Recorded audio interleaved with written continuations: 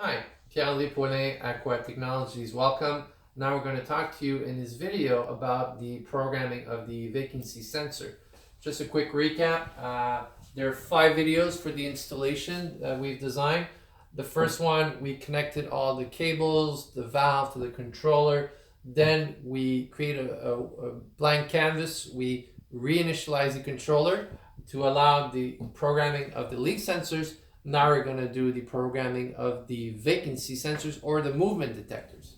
Now, if we go back on the table, the first step, of course, in the kit that we gave you for the vacancy sensor, you will find there's a plastic connector.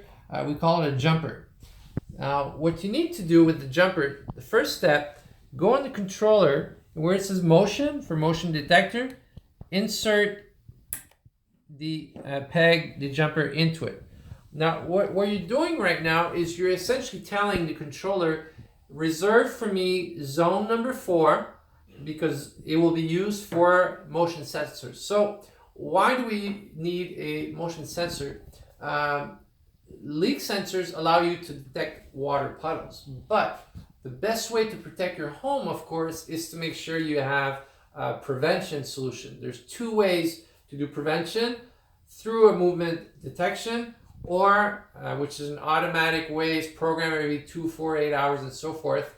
We go in details in our guide. We also have remote control. We're going to talk about that in another video, but you can arm this when you exit your home and say close the valve, because closing the water before a leak is your best protection. Now, the vacancy detector, what you need to first open it up, use a quarter or a dime.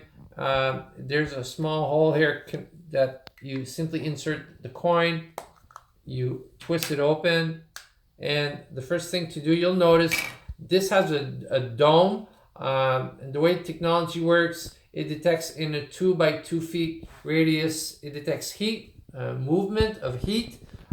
So to program the sensor, I want to block the signal. Place it into your hand, into a cup-shaped type way of holding it. Take your battery. This is the Quantum AA. You can check the level of if there's charge or not by pressing 2 buttons, one here and one at the end. I'm not pressing it right. Now I am. You see there's a charge. So these are AA quantum batteries. Now put detection, the sensor in your hand. The plus sign goes at the end like this. Enter it like this. And you should see a flashing. So it recognizes the sensor. So the first step to do is we're going to program it. Of course, we do it again. Go back to the controller. Press the P button for program. Once the zone 1 LED flashes, take your thumb away, press, repress, press, and so forth until you land to zone 4. And what you do is there's a white button here. Press it, hold it for 2 seconds, release. You'll hear a beep. You hear a beeping sound. Now I want to see if it got programmed properly. Press again on the white button, and it will show up in zone 4. Release. And there you go. So we now have the vacancy sensor programmed.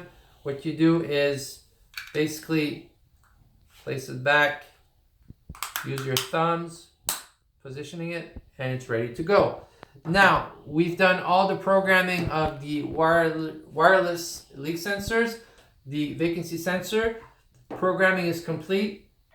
You can now put the antenna back into the controller to have there you go, just screw it in and it's ready to go. And we have now completed the programming of the wireless leak sensors and the vacancy sensors. I want to thank you for your time, and in our next video we'll talk to you about how to program the Wi-Fi module to make sure that when you get a leak, it's detected and you receive a notification. Thank you for your time, and we'll see you in our next video. Thank you.